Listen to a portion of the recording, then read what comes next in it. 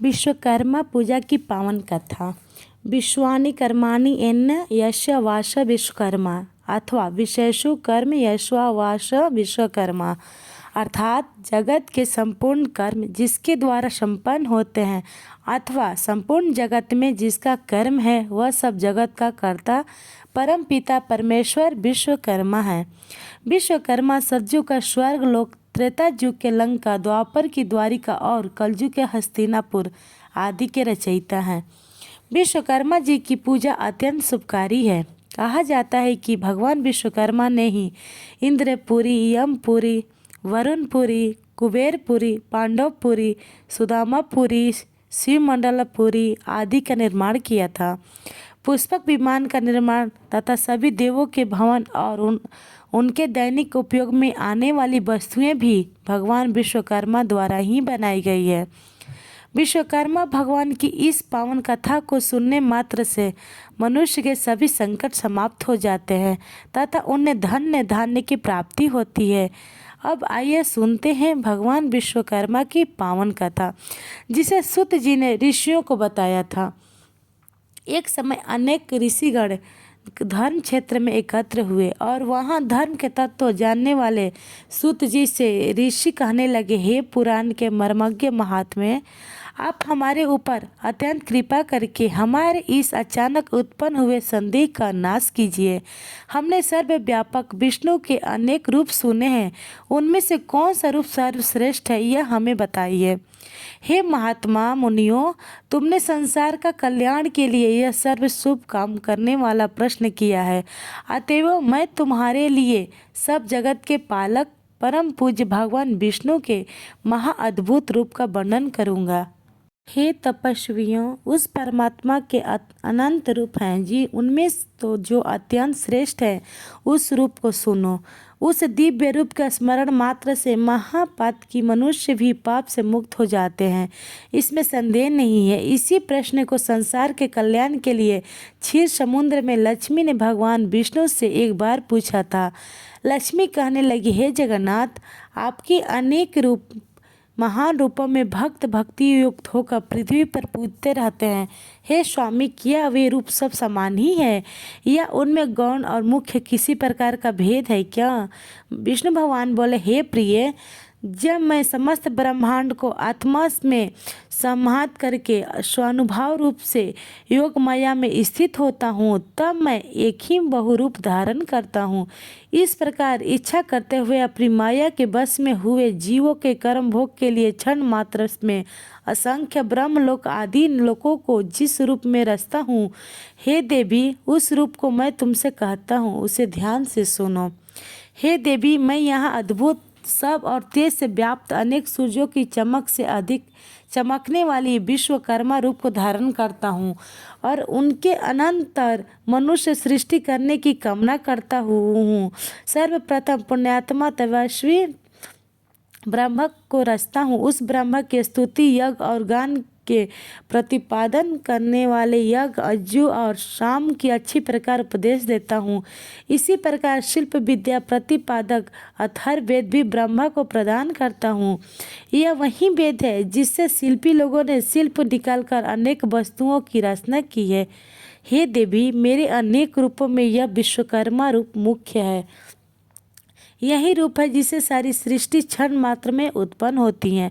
इस विश्वकर्मा रूप परमात्मा के अद्भुत रूप का जो क्षण मात्र भी ध्यान करता है उसे समस्त विघ्न नष्ट हो जाते हैं। जो शिल्पी भी श्री विश्वकर्मा के दिव्य रूप का ध्यान से चिंतन करता है उसके समस्त दुख विदीर्ण हो जाते हैं। सूत जी कहने लगे कि हे ऋषियों, इस प्रकार लक्ष्मी जी को अपने दिव्य रूप का वर्णन करके त्रैलोक के पति भगवान विष्णु चुप हो गए। ऋषिगण बोले, हे सर्व धर्म को जानने वाले महाराज सूत जी, आपने यह दिव्य लक्ष्मी और भगवान विष्णु का दिव्य संवाद कैसे जाना? भगवान विष्णु को दिव्य विश्वकर्मा रूप किस प्रकार प्राप्त हुआ और कैसे संसार ने इस रूप को जाना? सूत जी बोले, हे मुनियों सुनो, जिस प्रकार मनुष्य की कामना को देने वाला यह समाचार मेरे कर्ण गोचर है। एक महर्षि अंगिरा नाम वाले मुनि हुए जिन्होंने हिमालय पर्वत के समीप गंगा तट पर बड़ा भारी तप किया था। वर्षा ऋतु में आवरण रहित स्थान में, शीतकाल में शीतल जल में, ग्रीष्म काल में धूप में बैठकर वह अंगिरा मुनि तप करने लगे। तप करते करते भी उन ऋषि मुनि का मन सुखी नहीं था और इधर उधर इस प्रकार दौड़ता था जैसे मृग इधर उधर भागता है। तभी अचानक आकाशवाणी हुई कि हे तपोधन, तो व्यर्थ श्रम करता है, लक्ष्य से च्युत होकर बाढ़ कैसे अपने लक्ष्य को भेज सकता है। वहीं तेरी गति हो गई है और तू लोक में उपवास को प्राप्त हो रहा है। उत्पत्ति स्थिति संहार करने वाला, सबको अभीष्ट का सिद्ध करता महातेजस्वी विश्वकर्मा संसार में प्रसिद्ध हैं। उनका पंचमुख और 10 बाहु वाला महादिव्य रूप सरस्वती या लक्ष्मी से पूजित है। उनका तो दिन रात ध्यान कर।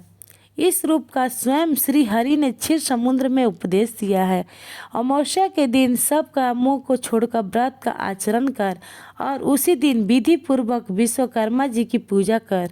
इस प्रकार आकाश को गुंजा देने वाली वाणी को सुनकर अंगिरा मुनि बड़े विस्मय में पड़ गए और भगवान का ध्यान करने लगे।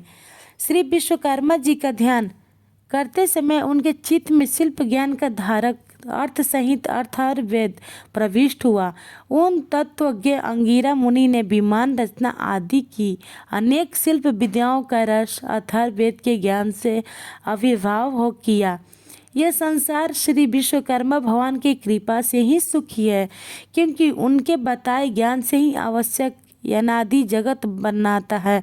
तभी से श्री विश्वकर्मा जी का महारूप संसार में प्रसिद्ध हुआ है। परंपरा से आए हुए इस कथानक से मेरे कानों को भी पवित्र किया है। हे ऋषियों, इस परम रहस्य को जो मनुष्य श्रवण करेंगे उनके लिए श्रवण मात्र से ही ज्ञान की प्राप्ति हो जाएगी। यह महाज्योति रूप है जो संसार का उपकारक है। वह मनुष्य कृतज्ञ और पापी है जो इस रूप पर ध्यान नहीं करता है। हे महाराज, आपसे कहे हुए श्री विश्वकर्मा के चरित्र का श्रवण करते हुए हमारे चित्त की तृप्ति नहीं होती, जैसे अमृत के पान करने से देवताओं की तृप्ति नहीं होती। अभी श्री विश्वकर्मा जी के चरित्र के श्रवण की इच्छा इस प्रकार बढ़ती जा रही है जैसे हवा में बार बार अग्नि बढ़ती है। सूत जी कहते हैं ने लगे, हे मुनियों, एकाग्र मन से तुम जगत पूज्य सच्चिदानंद स्वरूप श्री विश्वकर्मा जी का दिव्य आख्यान सुनो। प्राचीन काल में एक प्रमगंध नाम का राजा हुआ जो अपनी प्रजा को संतान के समय समान पालता था और सब धर्म के कामों में बिल्कुल प्रमाद नहीं करता था। वह अपनी प्रजा का स्नेह से शासन करता था और कभी भी दंड में प्रजा का दमन नहीं करता था। दरिद्रता से आक्रांत हुए मनुष्य मेरा शासन मानेंगे, यह उसकी नीति नहीं थी। अतएव वह राजा सदा प्रजा की वृद्धि के लिए यत्न करता था। उसका राज्य कृतज्ञ और दुष्टों के अभाव के कारण सुखी था। उस राजा की कमल के समान नेत्र वाली, साक्षात सती के समान विदुषी, धर्म कर्म व्रत परायण कमला नाम की भार्या थी। कभी देवयोग से उस राजा के शरीर में दारुण कुष्ठ रोग उत्पन्न हो गया। बार बार चिकित्सा करने पर भी वह रोग समाप्त नहीं हुआ। उस रोग की पीड़ा से पीड़ित राजा बड़ा व्याकुल होने लगा। ऋषि कहने लगे, हे सुदर्शन सूत जी, यह पाप रोग धर्म से पृथ्वी पालन करने वाले महात्मा को कैसे हुआ? यदि इस प्रकार धर्मात्माओं को भी रोग उत्पन्न हो जाता है तो फिर धर्म कर्म में कौन विश्वास करेगा? सूत जी कहने लगे, हे ऋषियों, उस राजा ने पुनर्जन्म में अपने स्वार्थ में अंधे होकर यह उपदेश दिया था कि यह संसार अनादि है, इसका कर्ता कोई विश्वकर्मा नहीं है। इस कारण वह लोगों को वंचित करता रहा और नास्तिक मत का प्रचारक था। आप जानते हैं, यदि कर्मों का फल का देने वाले विश्वकर्मा परमात्मा हो तो उपकार का कर्ता उपकृत मनुष्य द्वारा मृत्यु के निरंतर दिए आशीर्वादों से उत्पन्न पुण्य फल को कैसे प्राप्त कर सकता है? जब परोपकारी को अपने पुण्य का फल मिल ही नहीं सकेगा तो क्यों कोई किसी का उपकार करेगा? और जब कोई किसी का उपकार ही नहीं करेगा तो संसार का उच्छेद अर्थात नाश हो जाएगा। इसलिए नास्तिक पाखंडी की दुर्दशा अवश्य होती है। अनेक जन्मों के पाप पुण्य कर्म एक जन्म में ही उसका फल नहीं देते हैं। अतः इस जन्म में यह फल प्राप्त हुआ। इसमें कोई आश्चर्य नहीं है। अब मैं तुमसे आगे की कथा कहता हूँ, ध्यान से सुनो। कभी उस राजा को अधिक व्याकुल देखकर उसके दुख से दुखी हुई पतिव्रता बेचारी रानी बोली, हे राजन, बड़ा तेजस्वी हमारा कुल पुरोहित अचानक अक्षी रोग से व्याप्त हुआ और बिल्कुल अंधा हो गया। उसे उपमन्यु पुरोहित ने अपने अति इंद्रिय ज्ञान से देखा तो यही प्रतीत हुआ कि उसे अमावस्या का व्रत करना चाहिए और श्री विश्वकर्मा जी का पूजन करना चाहिए। तब से ही उस पुरोहित ने सब कामों को छोड़कर विधि पूर्वक व्रत किया। व्रत के दिन वह ब्रह्मचारी रहता और फलाहार या एक बार अनाहार करता है तथा धर्म चर्चा में लीन रहा करता था। उस व्रत प्रभाव के कारण पुरोहित के दिव्य दृष्टि प्राप्त हुई है और बुढ़ापे में भी उसके देखने की दृष्टि नष्ट नहीं हुई। हे महाराज, मैं दीनता के साथ प्रार्थना करती हूँ कि आप भी दिन पालक श्री विश्वकर्मा के शरण में जाइए, जिससे इस दुख से छुटकारा मिले। राजा बोले, हे प्रिय, तुमने ठीक कहा है। इसको सुनकर मेरा चित्त बड़ा प्रफुल्लित हो रहा है और मुझे निश्चय सा हो रहा है कि भगवान श्री विश्वकर्मा के व्रत से रोग की अवश्य निवृत्ति होगी, क्योंकि किसी भी कार्य की सिद्धि को चितोत्साह प्रथम ही कह दिया करता है। सूत जी कहने लगे कि उस दिन से लेकर वह राजा प्रतिदिन श्री विश्वकर्मा जी का पूजन और वंदन करके भोजन करने लगा। अमावस्या के दिन सब कामों को छोड़कर व्रत और विश्वकर्मा जी का पूजन करना चाहिए। सूत जी कहने लगे, हे मुनियों, मैंने तुम्हें श्री विश्वकर्मा जी के अद्भुत चरितामृत का पान कराया है। अब आगे जगत के विस्मय करने वाले चरित्र का वर्णन करता हूँ। जगत में धर्म के व्यवहार से चलने वाले संतोषी कोई रथकार और उसकी पत्नी वाराणसी पुरी में रहते थे। अपने कर्म में कुशल बुद्धिमान व रथकार बड़ा व्याकुल हुआ। अपने पर्याप्त निर्वाह के योग्य वृत्ति की खोज में दिन रात लगा रहता था। इस प्रकार लालच में पड़ा और सतत प्रयत्न करने के बाद भी कठिनाई से भोजन और आच्छादन ही प्राप्त कर सकता था। उस रथकार की स्त्री पुत्र न होने के कारण नित्य सोच करती रहती थी कि मालूम नहीं बुढ़ापे में कैसे निर्वाह होगा। इस प्रकार चिंतातुर वह स्त्री मंदिरों में महंतों के पास व्याकुल होकर मंत्र तंत्रादि से पुत्र की इच्छा से घूमने लगी। दाढ़ी मूंछ जिनके मुख पर बढ़ रही है, ऐसे अनवरियों के निकट में भी वह दिन रात दौड़ती फिरती थी, परंतु उसकी कामना कहीं भी सिद्ध नहीं होती थी। काश कुश यमुना की बालू में जल के भ्रम से दौड़ती मृग की तरह उसकी दशा हो रही थी। कोई ठग मयूर पीछू की बनी हुई मोरछल के झाड़े से उसको बहकाता था और कोई भोजपत्र पर जंतर लिखकर उसे भुलावा देता था। कोई धूर्त उसे कहता था कि मेरी देह में अमुक देवता आता है, वह प्रसन्न होकर मेरे लिए वर प्रदान करेगा, यह कहकर श्वेत भस्म देकर घर भेज देता था। इस प्रकार सच दशा को प्राप्त हुए दोनों स्त्री पुरुष बड़े दुखी थे। उन्हें दुखी देखकर एक पड़ोसी ब्राह्मण बोला, हे रथकार, तू क्यों इधर उधर भटकता फिरता है? मेरी बुद्धि में तू सब तरह से मूर्ख प्रतीत होता है। तू व्यर्थी शिक्षा और योगोपवीत को धारण करता है और तेरी भार्या भी बिल्कुल मूर्ख है, इसमें कोई संदेह नहीं। इन मिथ्या उपायों से संतान उत्पन्न नहीं होती है और न धन मिलता है और न ही कुछ भी सुख प्राप्त होता है। यह तो व्यर्थ की भागदौड़ है।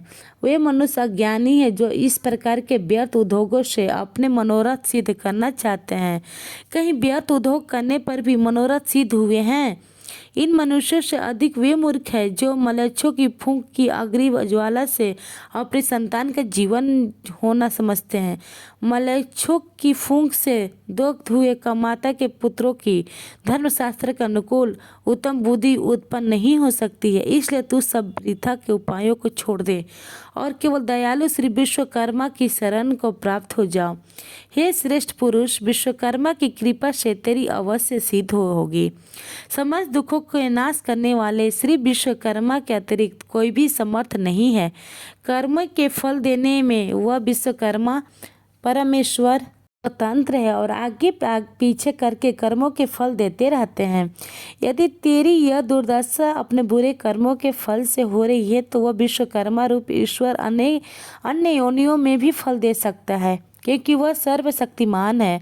ईश्वर कर्मों के फल स्वरूप सुख दुख देता है और इस सुख और दुख के साधन उसके पास बहुत हैं।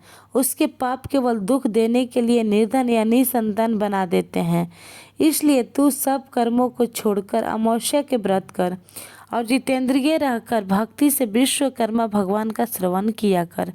जितना हो सके उतना दान, अध्ययन, परोपकार के कार्य आदि करता रह।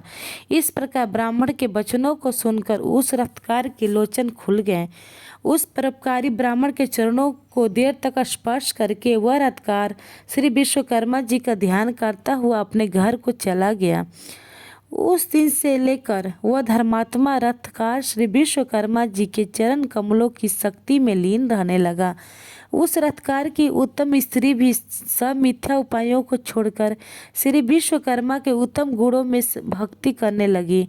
अमावस्या के दिन इस दिव्य व्रत के प्रमाण से वह दंपति धन और पुत्रों से युक्त हुई।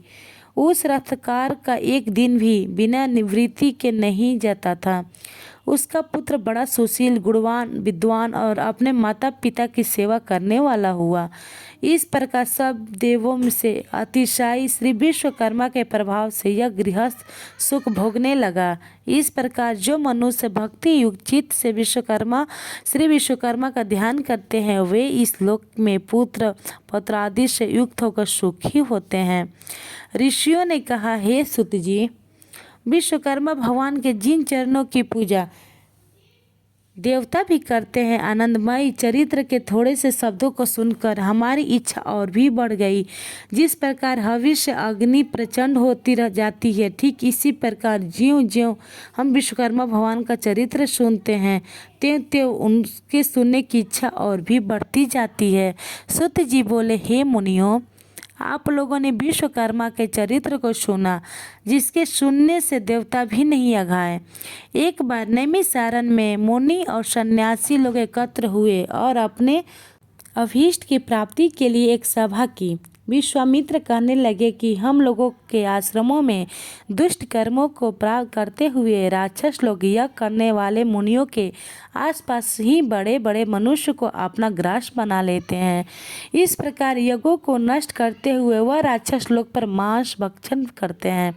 मातंग मुनि कहने लगे कि हमारे पूज्य पुरोहित उपमन्यु जो ब्रह्मचर्य व्रत में स्थित रहकर और कंदमूल खाकर सदा धर्म कार्यों में संलग्न रहते हैं तथा जो प्रतिदिन सारे कर्मों को छोड़ परमात्मा का ध्यान करते रहते हैं, वह ही राक्षसों को नष्ट करने में समर्थ हो सकते हैं।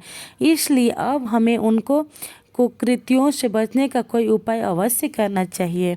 सूत जी बोले, हे ऋषियों, इस प्रकार ऋषि मुनियों के वचन सुनकर वशिष्ठ मुनि जी कहने लगे कि एक बार पहले श्री ऋषि मुनियों पर इस प्रकार का कष्ट आ पड़ा था। उस समय वह सब मिलकर स्वर्ग में ब्रह्मा जी के पास गए। चतुर्भुज ब्रह्मा ने पद्मासन लगाए हुए शांत भाव से ध्यान अवस्थित में उन्हें देखा, जो दुख से छुटकारा देने वाले शिव रूप भगवान का ध्यान कर रहे थे। उन प्रभु जो सबका पिता है, यह सब बात आदि से अंत तक जान ली और ऋषि मुनियों की दुख से छुटकारा पाने के लिए विश्वकर्मा भगवान की कथा का उपदेश दिया। सूत जी बोले, हे ऋषियों, इस प्रकार उनके वचन सुनकर विश्वामित्र मुनि को बड़ा आश्चर्य हुआ और निकट आ गए। तब ब्रह्मा के बताए हुए और पक्के सुख के उपाय को सुनकर विश्वामित्र मुनि मन को प्रसन्न करने वाले वचन कहने लगे। विश्वकर्मा मुनि बोले कि मुनियों, आप लोग वशिष्ठ जी के कथन को सुनो। वस्तुतः यह बात निश्चित ही है कि ब्रह्मा ही सब दुखों का उपाय है, इसलिए हमें इसके लिए कुछ अधिक सोच विचार की आवश्यकता नहीं। सारे पापों को दूर करने वाला और दुखों को हटाने वाला एक ही ब्रह्मा है। सूत जी बोले, हे ऋषियों ने ध्यानपूर्वक सुना और गदगद वाणी से कहने लगे कि विश्वकर्मा मुनि ने ठीक ही कहा है कि ब्रह्मा की ही शरण जाना उपयुक्त है। ऐसा सुन सब ऋषि मुनियों ने स्वर्ग को प्रस्थान किया ताकि वह राक्षसों से हुई अपनी दुर्दशा ब्रह्मा को सुना सके। मुनियों के इस प्रकार कष्ट को सुनकर ब्रह्मा जी को बड़ा आश्चर्य हुआ। उसी समय ब्रह्मा तेज से प्रकाशित अपनी आंखों को मूंदकर विचार मग्न हुए। इस प्रकार राक्षसों द्वारा की गई सारी दुर्दशा के समझ ब्रह्मा जी, जो बड़े तेजस्वी थे, मन को आनंद देने वाले वचन कहने लगे। ब्रह्मा जी कहने लगे कि हे मुनियों, राक्षसों से तो स्वर्ग में रहने वाले देवताओं को भी भय लगता रहता है, फिर मनुष्य का तो कहना ही क्या, जो बुढ़ापे और मृत्यु के दुखों में लिप्त रहते हैं। सुनो, उन राक्षसों को नष्ट करने में महातेजस्वी विश्वकर्मा ही है, जो सब प्रकार के बलों से युक्त सारे विश्व में प्रसिद्ध है। उसी की पूजा से आप लोग राक्षसों की नष्ट करने में समर्थ हो सकते हैं। इस वास्ते उसी दयालु विश्वकर्मा की शरण में जाओ। देवता को हानि के पहुंचाने वाला अग्नि नामक देवता संसार में प्रसिद्ध है। उसी का पुत्र योगों में श्रेष्ठ पुरोहित होता है। अगिरा उसी का नाम है और सब मुनियों में श्रेष्ठ है। वही आपको दुखों से पार कर देगा, इसमें कोई संदेह नहीं है। इसलिए हे मुनियों, आप उन्हीं मुनि श्रेष्ठ के चरण कमलों को प्रणाम और उन्हीं से अपने कष्टों से मुक्ति पाने के लिए प्रार्थना करो। सूत जी बोले हे कि ब्रह्मा जी के कथन के अनुसार ऋषियों ने सब यज्ञ अनुष्ठान आदि किए और अंगिरा ऋषि के वचनों को सुनने के लिए उत्सुक हुए। अंगिरा ऋषि कहने लगे कि हे मुनियों, तुम लोग क्यों इधर उधर मारे मारे फिरते हो? दुखों को काटने में विश्वकर्मा का अतिरिक्त और कोई भी समर्थ नहीं। इसलिए तुम्हें चाहिए कि जितेंद्रिय रहते हुए अमावस्या के दिन अपने साधारण कर्मों को रोककर भक्ति पूर्वक विश्वकर्मा की कथा सुनो, जिसके सुनने मात्र से जन्म जन्मांतर के पाप नष्ट हो जाते हैं। मुनि लोग ब्रह्मचर्य व्रत में स्थित होकर विश्वकर्मा देव की पूजा द्वारा ध्यान करते हुए सब प्रकार के सुखों को प्राप्त करते हैं। सूत जी कहने लगे कि मुनि लोग इस प्रकार महर्षि अंगिरा के वचनों को सुनकर अपने अपने आश्रमों को चले गए और यज्ञ में विश्वकर्मा देव का पूजन किया, जिसका परिणाम यह हुआ कि उसकी पूजा से सारे राक्षस भस्म हो गए, यज्ञ विघ्नों से रहित हो गए तथा नाना प्रकार के सुखों से संपन्न हो गए। जो मनुष्य भक्ति पूर्वक विश्वकर्मा का चिंतन करता है वह सुखों का प्राप्त करता है और संसार में बड़े पद को प्राप्त करता है। सूत जी बोले, हे मुनियों, मैं आपसे सब लोगों में विख्यात श्री विश्वकर्मा का महात्म्य फिर कहता हूँ, तुम ध्यान से सुनो। उज्जैन नगरी में एक सर्वश्रेष्ठ धर्म तत्पर उदार धनंजय नामक सेठ था। उस सेठ का खजाना लाल मोती हीरे जवाहरातों से भरा हुआ था, जैसे कुबेर का भंडार भरा हो। विवाह व्यवहार अभियोग रोग संकट में प्रत्येक मनुष्य उसके धन का उपयोग किया करता था। उपकार में लगे हुए इस सेठ का धन छीड़ हो गया और वह ऐसा दुख पाने लगा जैसा कीचड़ में फंसा हुआ हाथी दुखी होता है। उस सेठ की यह प्रबल आशा थी कि पूर्व उपकार किए मेरे मित्र मेरी सहायता अवश्य करेंगे, परंतु उसकी आशा व्यर्थ हुई और उन कृतज्ञ मित्रों में कोई भी उसके उपकार के लिए समर्थ नहीं हुआ। उसके मित्र क्षण मात्र में शत्रु हो गए और वे उपकृत मित्र की सर्वप्रथम उस श्रेष्ठ की निंदा करने लगे। उसके वे पुराने मित्र अपनी दृष्टियों को छिपा छिपा कर निकल जाते थे। बात तो यह है कि स्वार्थी मित्र विपत्ति में साथी नहीं हुआ करते हैं। इस नीच वृत्ति से उस धनंजय सेठ को एक बारगी ही संसार में विरक्ति और मनुष्य से घृणा उत्पन्न हो गई। वह अपने नगर को छोड़कर और कृतज्ञों के मुख पर थूक कर वन को चला गया। कंद मूल फल आदि से प्रयत्न पूर्वक अपनी वृद्धि करता रहता था और मनुष्य मात्र को देखकर दूर भाग जाता था। एक बार घूमते हुए सेठ ने पर्वत की गुफा में पद्मासन बांधे शांत लोगों से व्याप्त लोमश मुनि को देखा। उस धनंजय ने उस मुनि के कोशों से व्याप्त देखकर पशु समझा और तमाशा की इच्छा से उसके पास अच्छी तरह बैठ गया। मुनि ने पास बैठे हुए धनंजय से पूछा, हे महात्मन, कुशल तो हो, कहाँ से पधारे हो? उस धनंजय ने इस पशु को मनुष्य के समान बोलता देखकर बड़ा अचंभा किया और प्रारंभ से अपना सारा वृत्तांत उस ब्रह्मर्षि को बता दिया। यह सुनकर मुनि श्रेष्ठ धनंजय से बोले, यदि तुझे पापी कृतघ्नों से घृणा है तो तू कैसे विश्वकर्मा से विमुख हो रहा है। हे श्रेष्ठीन, सब सुखों के भोगने की शक्ति वाले तुझको उसी विश्वकर्मा ने बनाया है। वह विश्वकर्मा को भूल जाने से कैसे सुख मिल सकता है। नास्तिक कृतज्ञ उपकार को तब भी भूलता है जब वो पहले परमेश्वर को भूल जाते हैं। इसलिए तू अद्भुत शक्ति वाले विश्वकर्मा की शरण से प्राप्त हो। ऊर्ध्व मूल जगत के कारण उस विश्वकर्मा के नाम न रूप हैं। कोई रूप द्विबाहु, कोई चतुर्बाहु और कोई 10 बाहु का है। इसी प्रकार एक मुख, चतुर्मुख और 5 मुख के रूप हैं। मनु में त्वष्टा, शिल्पी और दैवयज्ञ से विश्वकर्मा के साकार रूप के पुत्र हैं। सेतु बंध के समय श्री रामचंद्र जी ने भी श्री विश्वकर्मा का पूजन किया है। श्री विश्वकर्मा जी की पूजा की और वैसे भी द्वारिका जैसे सुंदर पुरी की रचना कर सके हैं। हे धनंजय, तुम भी उसी से श्री विश्वकर्मा का पूजन और वंदन कर। इस प्रकार सब दुखों से छुटकारा, सब सिद्धि प्राप्त करेगा। इस प्रकार उस लोमश ऋषि का उपदेश सुनकर उस श्रेष्ठी को बड़ा संतोष हुआ और उस दिन से ही वह श्री विश्वकर्मा का भक्त हो गया। उन श्री विश्वकर्मा जी के पूजन से उसके समस्त पाप दग्ध हो गए और अंत में देवता बनकर सुख स्वर्ग भोगने लगा। जो मनुष्य भक्ति युक्त चित्त से श्री विश्वकर्मा का ध्यान करता है वह सुखी होकर श्री विश्वकर्मा जी के चरण कमलों की भक्ति प्राप्त करता है। श्री विश्वकर्मा जी का यज्ञ बड़ा पवित्र है। उसे जो तत्वज्ञ मनुष्य सुनता है वह पृथ्वी पर सब दुखों को प्राप्त करके अंत में श्री विश्वकर्मा जी के शाश्वत पद को प्राप्त करता है। ऋषि कहने लगे, भगवान विश्वकर्मा की पवित्र कथाओं का श्रवण कर हमको बड़ी श्रद्धा उत्पन्न हुई है। अब आगे और सुनना चाहते हैं। चित्त में उद्वेग होने पर क्या करना चाहिए? दरिद्र किस प्रकार नष्ट होता है? मृत वत्सा अर्थात जिस स्त्री के उत्पन्न होकर बच्चा मर जाता है उसकी शांति का क्या उपाय है? हे तपोधन, पहले जन्म में किए गए पाप इस जन्म में फल देते हैं। रोग, दुर्गति, अभीष्ट वस्तुओं का नाशक और समस्त पीड़ाओं के हरण करने वाले भगवान विश्वकर्मा के पूजन को कहता हूँ। दूध पीने वाले छोटे बालकों तथा तरुण बालकों का मरना मृत वत्सा स्त्री का शांति के लिए और चित्त का वैकल्प दूर करने के लिए भगवान विश्वकर्मा का पूजन करना चाहिए। प्राचीन काल में रथांतर कल्प में एक दंतवाहन नाम का राजा हुआ। वह सूर्य के समान प्रभावशाली लोकों में प्रसिद्ध था।